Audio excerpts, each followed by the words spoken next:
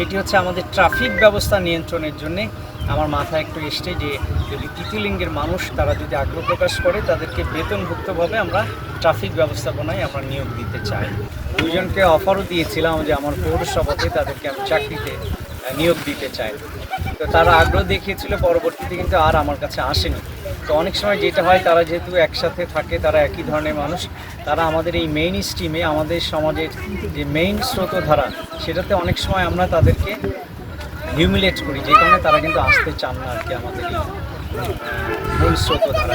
তো আমরা এখানে চেষ্টা করছি 5টা গ্রুপ যারা রয়েছেন তাদেরকে নিয়ে, আমাদের একজন প্রেস ক্লাবের সভাপতি তাকে আমি বলেছি যে একটা বক্তব্য রেডি করতে, একটা সেমিনারের মতো আমরা করব, তাদেরকে মোটিভেশন দিব যে মানুষের কাছ থেকে তারা যে সাহায্য নিচ্ছে সেটা যেন আরও খুব পজিটিভ ওয়েতে নেয়, যেন দুর্ব্যবহার না করে, রাস্তাঘাটে যানজট সৃষ্টি না করে নেয়।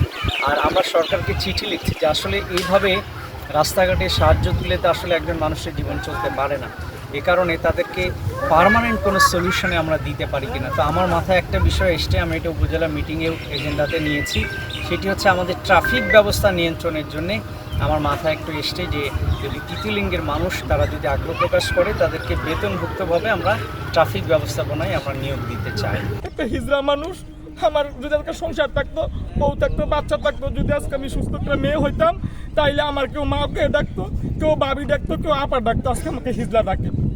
আমার যে কত কষ্ট আমারটা আমি জানি। আমি ওদেরকে নিয়ে এখানে স্যার আছে, স্যারের কাছে আমি একটা ভালো একটা জিনিস চাই, আমাদের যেন হিজড়াদের একটু ইজ্জত থাকে, দাম থাকে। আমরা অসহায় মানুষ, আমাদেরকে মারা না মারা কি কথা, আমাদের আল্লাহই মাইরা দিছে।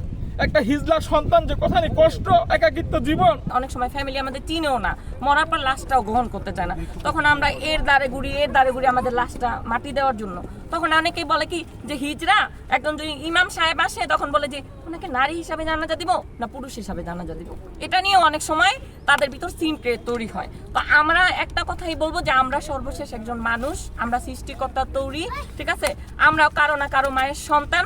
তো আমাদের দৃষ্টি আকর্ষণ করে বলতেছি, সরকারের প্রশাসনে যারা যারা আছে আমাদের দৃষ্টি আকর্ষণ করে বলতেছি, আমরা মরার পরে আমাদের লাশটা নিয়ে অনেক সময় হ্যারাসমেন্টের শিকার হই। সরকার থেকে একটা আবেদন, এই যে আমাদের স্যার আছে, আমাদের রূপগঞ্জের স্যার, উনি আমাদের মাথার মালিক, উনি আমাদের জন্য অনেক কিছু করছে, আমাদের অনেক স্যাক্রিফাইস করছে। অতীতে এরকম স্যার আসছে কিনা আমরা জানি না। তো আমরা চাই আমাদের কবরস্থানের একটু জায়গা দিক।